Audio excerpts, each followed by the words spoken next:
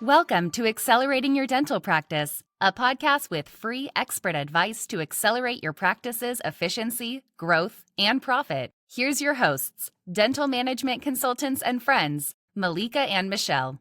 Welcome back to another episode of Accelerate Your Dental Practice. Today, Today we are so excited to have with us Linda Harvey.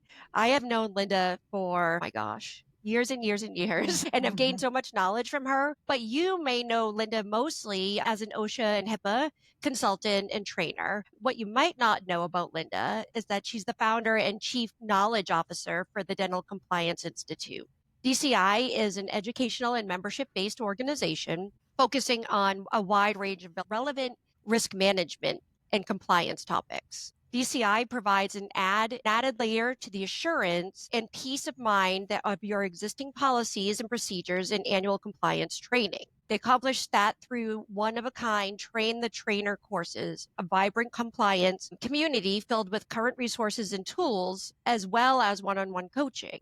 So if you're ready to level up your compliance and knowledge and expertise, check out the Dental Compliance Institute and stop the endless Google searches for answers that we all do.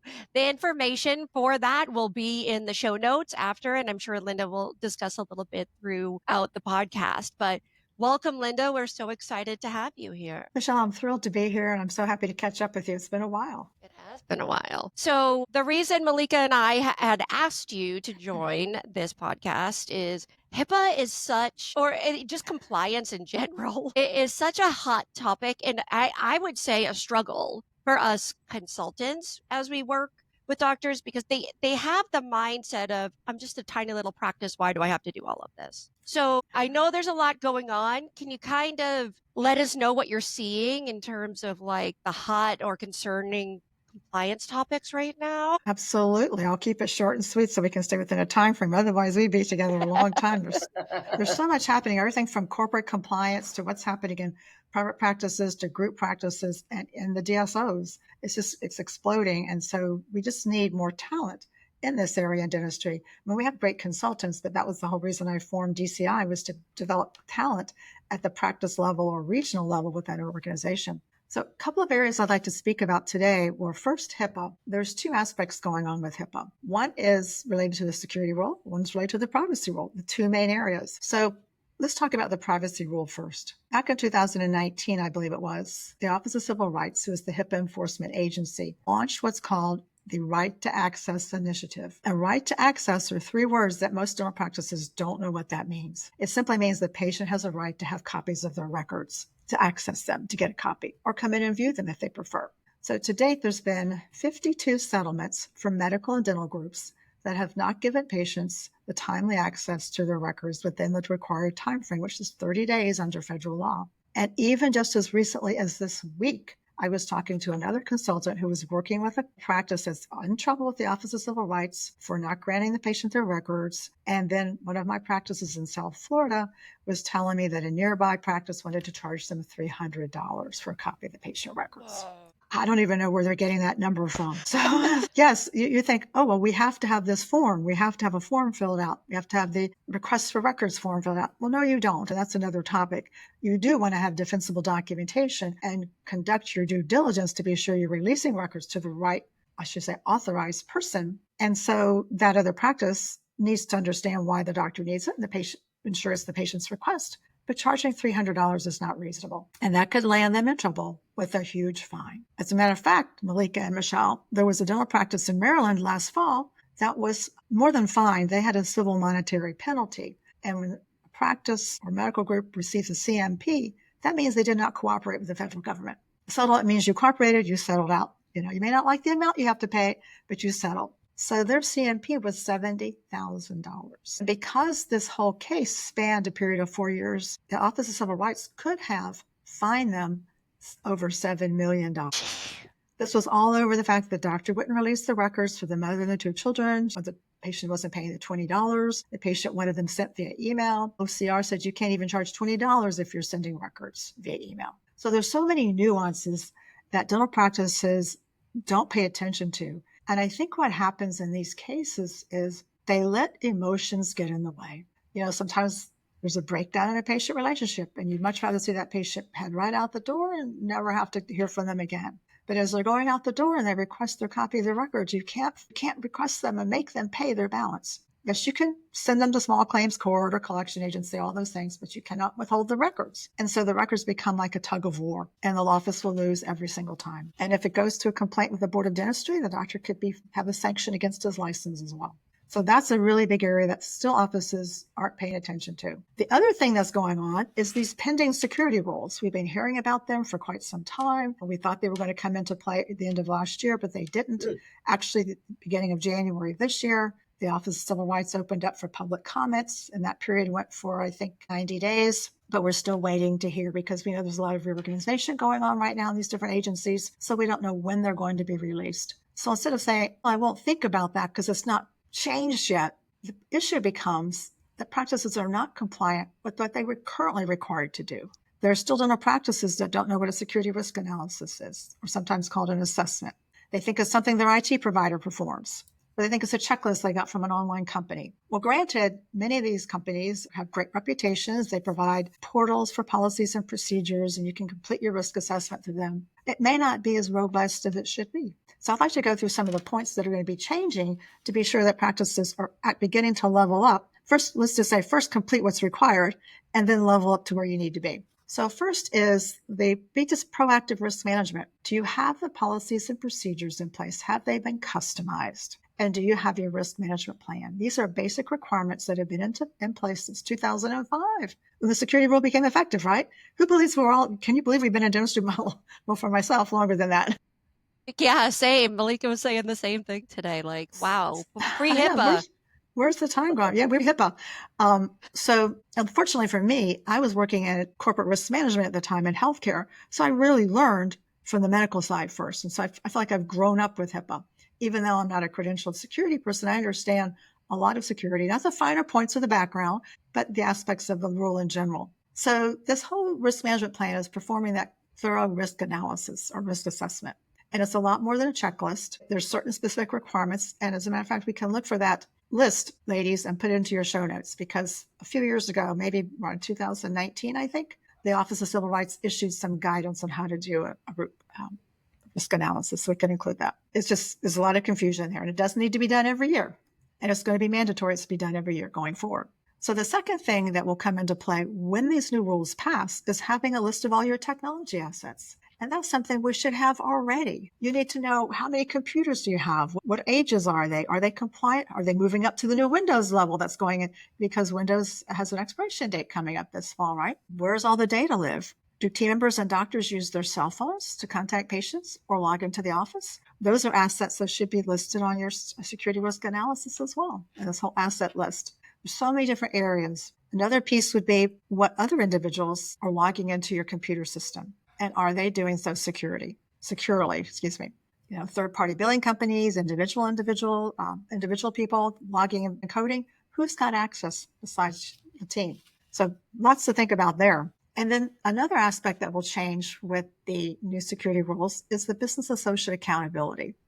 Now, that's not entirely new, because with the HITECH Act, we know that changed the rules, if you will, for the requirements for business associates. And they now have to require with certain aspects of the security rule. And we're sure we get our business associate agreements. But now that's going to be leveled up as well. And they have to attest, the business associates will have to attest every year to the covered entity that they are compliant. So being compliant for a business associate means that they have to have policies and procedures, security risk analysis training for their team, conduct their own security risk assessment of their portals and systems and everything to be sure they're compliant and secure. Let's face it, security is changing on a daily basis, right? You wake up and technology changes. Yeah. So that's why I'm not a security expert, but I keep tabs on those that are and try to find out where we can have resources for our members and our clients. So the last one here that I'll mention, and there's hundreds of pages, so I'm just distilling it down to these 4 points, is stronger data protection standards through multi-factor authentication, MFA, or two-factor authentication as it's sometimes called. It's not new, but it's going to be required. If it's not in place already, why not? As a matter of fact, for your listeners and clients, ladies, we should be all using it in our personal lives. we should, when every time you log into a new device from, say, for any of your social media accounts, you should be asked to have a different credential and verify that it's you. And while it may take that extra 10 or 15 seconds, that's so worth protecting your own identity, because our identities are all for sale on the dark web. They've probably already been there because we've all been involved in some kind of breach that we either know about or don't know about. And it's important to protect our lives. So this identity theft, this is a lot of money being made on the dark web from selling our data. So the 2FA is very important. And I'll give you just a quick example. There's a well-known IT company that I work with here in the Southeast, and they have a client in Atlanta area that a couple of years ago, they were using one of the patient communication tools, and they did not have 2FA turned on for that tool. So a hacker got into that. Unfortunately, because the IT company had good systems and security in place, they couldn't get into the network. But the hacker was able to send out emails to all their patients. Here's a sale on crowns this week. Come on in. Free bleaching. I don't know what they sent. But nevertheless, that would not have happened if they had two-factor authentication in place. And thankfully for them, they had a good IT company. It's funny that you say the two-factor authentication, because every time I have to do it, I do the eye roll. Like, oh my gosh, like, are you serious? I have to do it.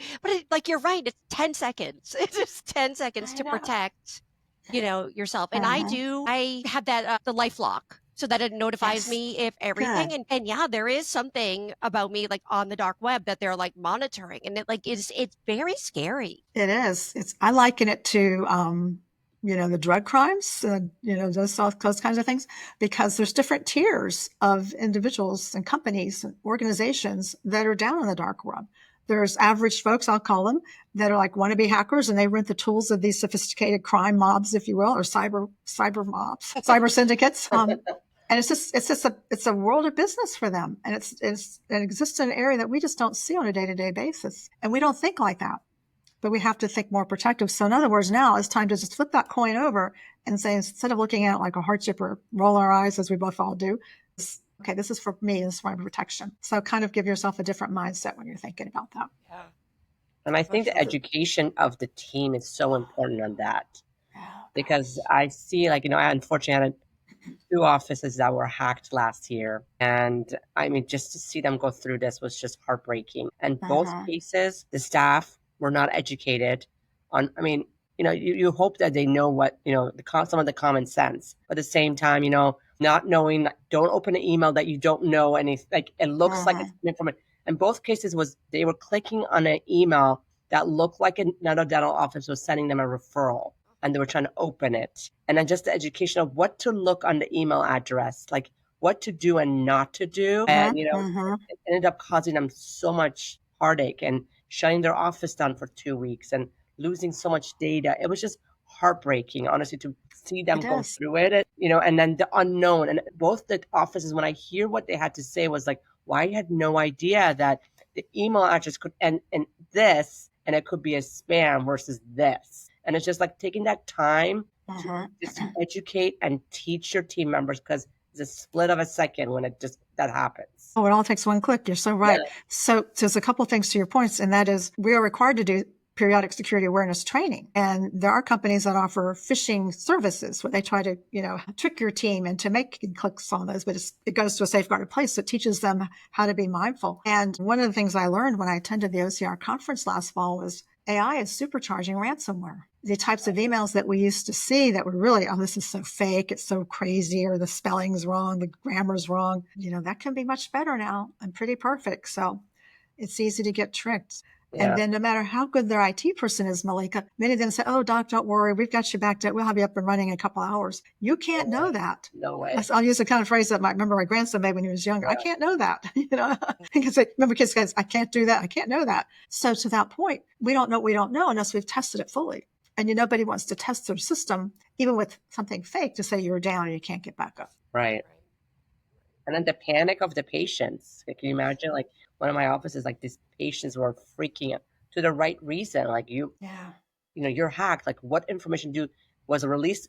It's just such a emotional roller coaster. And, one of the offices lost a good amount of patients because they felt like that practice didn't have their security together. And it was a very unfortunate situation over, as you said, one wrong click. And that was it. Yeah. So, Linda, I So, have a question, if you don't mind. yes. And it relates to the cell phones, because now a lot of these like communication platforms, you've got Weave, you've got Mango, you've got Flex, you got all of these that have apps, and the doctors do encourage the team members to put it on their personal cell phones so that if they need to, they can reach out Mhm. to patients for weather purposes or whatever. And this is where like I feel like there's a fine line, and I don't think that practices are aware that like if it doesn't matter if they're calling from their own personal number or Mhm. texting through their personal, or they're using one of these apps, right? It still should be a registered device because you are utilizing something. Yes. So it should be on the security risk analysis. And using the phones, I understand that. I didn't address that earlier, so this is a really good point. So we're using it for business reasons. You're using it to access a secure app. And the apps that I'm familiar with that you mentioned, they all have credentials. You have to log in properly. Then it times you after a certain amount of time. So it has safeguards in place. But what we don't see is how the staff is using it. And that program has no control over what the staff does, right? So I will give you an example. Here locally, one of my office managers contacted me. There was one program or whatever their staff wanted to have access to one of their programs like that, so they could check the schedule or whatever. And ironically, this individual was with another staff member from another office, and that person was showing them on their phone what the app looked like. Now, we don't know whether they were seeing patient information or whether, it was probably incidental, meaning you probably really couldn't see or remember who it was. But what if you could? Or just the whole point of, you shouldn't be doing that. They don't think it's something innocent. Oh, let me show you this new Facebook post.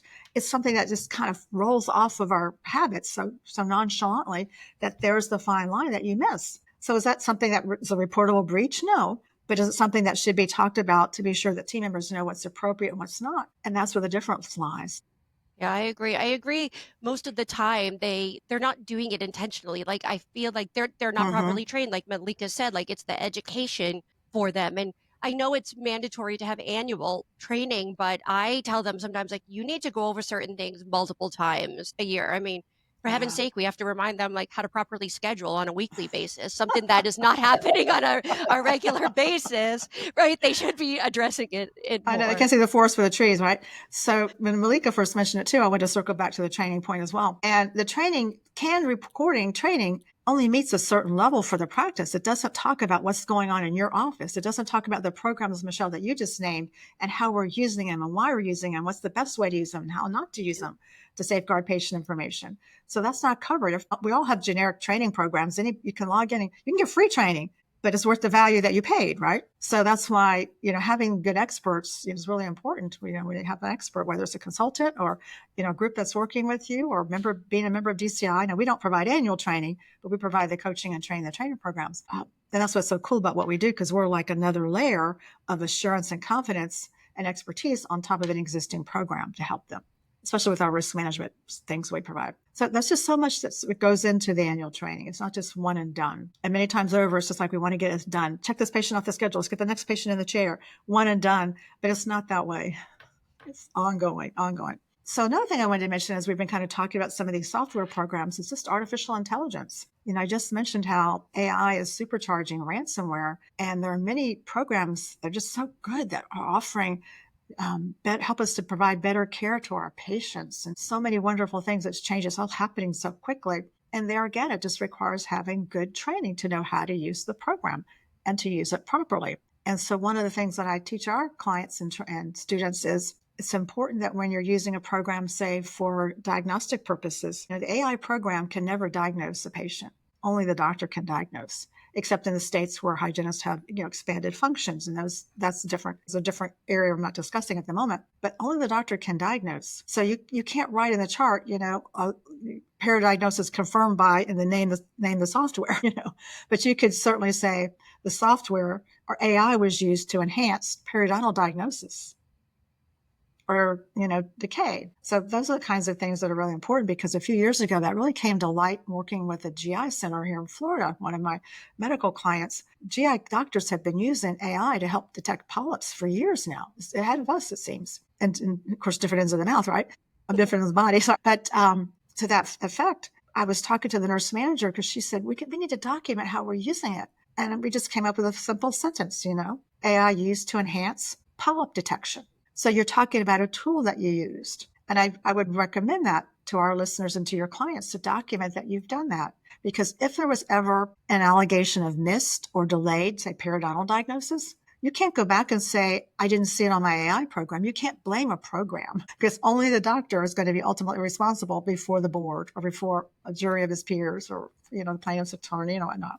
So different things to think about there for sure. And then you add the HIPAA piece on top of it. HIPAA and AI is exploding, right? So let me bend your ear on that for just a second.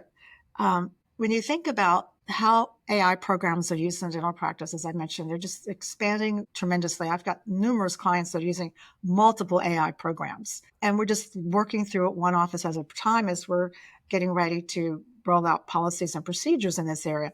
As a matter of fact, next week, I'm co-presenting with an attorney here in Florida to our DSO roundtable, which is one of our professional emphasis groups in DCI, on this whole topic. Offices need a policy and procedure on how they're using them. They need to have training to be sure staff is using the program properly.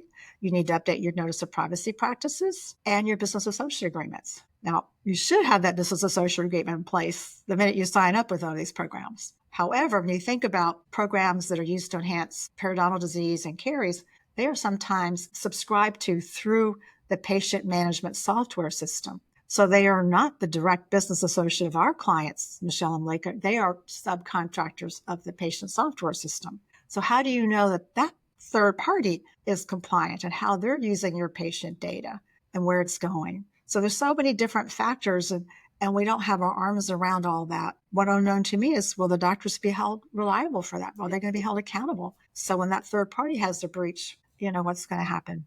That raises a lot of questions, doesn't it? Should that subcontractor should have a business associate agreement though with the main company. So could the doctor request a copy of it? I know they probably wouldn't think to do that initially, but yeah, that's a brilliant idea. I think that's a really good idea. I think it makes a big difference, to be able to have those. And under the new security rule, it's always been doctors as covered entities have always been responsible for ensuring, that their BAs are in compliance, but now that's going to be taken to the next level with the new security rules. And they're going to have to provide some level of assurance, perhaps in writing or, attestation every year or something. And the bigger companies have all pushed that off because they don't want somebody knowing their inside workings in their security system. But the ones that are more transparent should not have any problems furnishing a deck sheet to their SOC 2 compliance.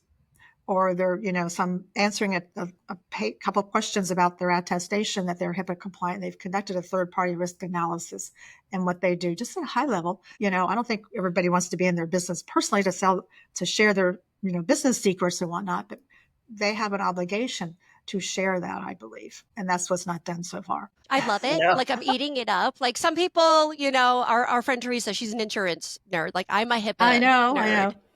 I know. Well, I know you've been a HIPAA nerd for a long time. You go way back. I know, I do. And as we're sitting here and I'm like, I don't know why, like I haven't already signed up. I've seen the stuff and I mean to, but I feel like after this podcast, I'm signing up for DCI so that like, I can just it's another thing I can bring to my clients, but like the information just I just want that information because I want to be able to protect. I know. And that's why we founded the whole organization, because when I worked in medicine, I realized there was nothing comparable for us in dentistry. And the medical associations that I still belong to don't have a dental division. And, if they did, it wouldn't be as comparable, because I belong to the American Society for Healthcare Risk Management, but there's no dental division. I'm picking up tips and strategies and best practices from hospital risk managers. And I work with ambulatory surgery centers, so I grab those as well. But it's just all the things that you learn that keeps you on the cutting edge of what's coming into dentistry. I mean, there's so many other things we could talk about, how dentistry is not compliant with the 21st Century Cures Act that went into effect 2022. And we're still not compliant with the No Surprises Act either, with, providing a good faith estimate. That is not a treatment plan. Right. It could be if it's done properly, but typically it's not. So there's so many areas that we're not compliant with. And I bet every one of your clients, Malika and Michelle, are receiving EOBs that talk about the No Surprises Act right on that EOB. And it's going right over their heads, isn't it? So I think it's a sign that dental practices are overwhelmed. It's not that they don't want to be compliant. They don't understand many times. And then you have some doctors or teams that say, like you said earlier, we're so small, we're under the radar, or we're so small, we don't want comply. Or, we don't believe that's right. We think that's not possible. But where are they getting their information from? Are they even checking? Are they checking with their state association? Are they checking with reliable sources? And as you joked earlier, it's not just about Googling all these answers, right? Endless searches online. It's about having those credible experts that can help you through the difficult times. And it's not just Google, I bring this up a lot, is the Facebook groups. Like when people are responding to you, like check your source on who is responding to your question. Why not? To some degree, we are getting better answers on our phones with just general searches because AI is there. But we did an AI program back in January, and to prepare my opening comments and thoughts I wanted to share, I read something on the Harvard AI Center website. And AI can hallucinate still. It only gets better because it's taking the information and questions that we ask and puts it in a data bank and then it refines it. So there's different kinds of AI. And I think that we're to the point now where dental professionals need to understand more about AI other than just how to work the programs that they have in their office. See if you ladies would agree. Remember, and I'm hesitant to put a year on it because I'm not really sure when, but maybe, good 10 years ago when, more offices were really transitioning to practice management software systems and going digital, and they weren't doing half paper, half digital, right? And they're more digital now, and everybody's digital. There's very few that aren't. But at that point, think about all the clinical team members that were illiterate in those programs because they worked with a doctor who was old-fashioned, still wanted paper records, or, they hadn't had experience yet, or they'd been out of practice for a while, maybe raising children or taking a leave of absence. And now you're coming back, but you're not literate in those programs. So what happens? So is that how it's going to be for us in AI? When you think about clinical staff now, if you're not working in a practice that's using some AI programs and all of a sudden you start working in one that is, it's like, oh, you have some things to learn. You don't know what you don't know.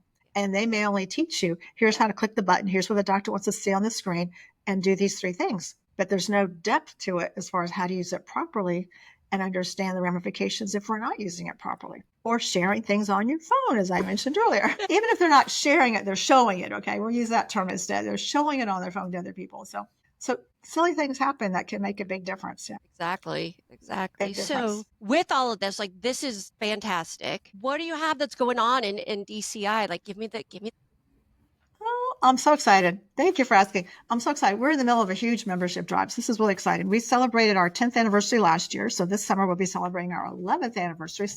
We're still in some ways dentistry's best kept secret, but we're just a community-driven organization that we provide a wealth of tools, resources, and just like-minded peers that can come together and get good answers from individuals that know. And we're creating and developing and supporting compliance talent in dentistry through our Train the Trainer programs. And then we have several professional emphasis groups so we can really network even more thoroughly and get into it in detail and recognize that you're getting good answers and accurate and up-to-date information. And I'm so excited because we do have some special exclusive content coming, especially in the world of DEA compliance. I'm really excited about that. So we've got some new things that we have on the horizon. And just, I'm stepping back and I'm realizing that the words and terms and area where I've been focusing in corporate compliance, now I'm kind of moving to where, how do I elevate everybody else to understand what corporate compliance is? Because it's not just a DSO, Malika and Michelle, it's even a private practice. That solo practitioner has a corporation. Right. He might be a PC, LLC, whatever he's designated or she's designated, but they are responsible for all the areas of enterprise risk domain. The enterprise risk management is all about, it's strategic planning, it's operations, it's human capital, it's legal regulatory, it's human assets, and it's, laws and rules. And then if you add one that you mentioned, Malika, that's your reputational asset, because when you were sharing with your clients and how they felt and the patients lost trust in them, reputational risk. So those domains are so important to think about, even at the private practice level, because a risk in one impacts many of the others. And I can give you a clear example real quick if we have time. Yeah. So if you think about, you hire somebody without any dental training, that's been happening a lot because we just have such a lack of talent in general that doctors are training individuals on the job and then sending them to get whatever certificates to create assistants, right? And perhaps front office. Then if this person doesn't know what they don't know, and they don't run the sterilizer properly, and unsterile instruments are used on a patient. So now we have a human capital issue. We have an operations issue with patients. We're going to end up with having some kind of legal regulatory issue with the board, or maybe even a lawsuit or a class action lawsuit. And now you have a financial issue because that's probably not all covered by your insurance. Right. So there's just lots to think about, and not to scare folks, because to me it's fun and it's exciting and learning and sharing it. So, but it's having the right individuals that were willing to get on that compliance bandwagon and kind of have that mindset of being able to weave it into what they do already, along with the marketing and the training and the onboarding, and having processes from good consultants like you're teaching them to be sure they can weave that into their culture. Because it all starts at the top, right? Right. Starts at the top. Well, Linda, thank you so much. I learned so much, like even today with just some little I know, I was changes. taking notes. I'm like, hold on, I need to take some notes. And we recorded it so you can listen to it later. Right? And I will. I'll have to go back and listen to this. Like, even if I have some clients that don't regularly subscribe, like this is an episode that I think I'm gonna make them like share with their team, like do as part of your training, a Oh, team thanks. meeting or something. I think it's Thank you. very valuable, the information that you have. And I've always found that from like the very first day that we Aw. met. So I'm excited that we finally were able to connect and for you Same to be able to here. share with our audience. So information will be in the show notes. I'll even put some contact information for Linda. I know I'm going to dive more into DCI and get my, HIPAA nerd on. But thank you so much, Linda. I really appreciate your time, Malika. As Yes, always, thank you, it's a Linda. pleasure. That's my pleasure. Thank you. It's good to see you both.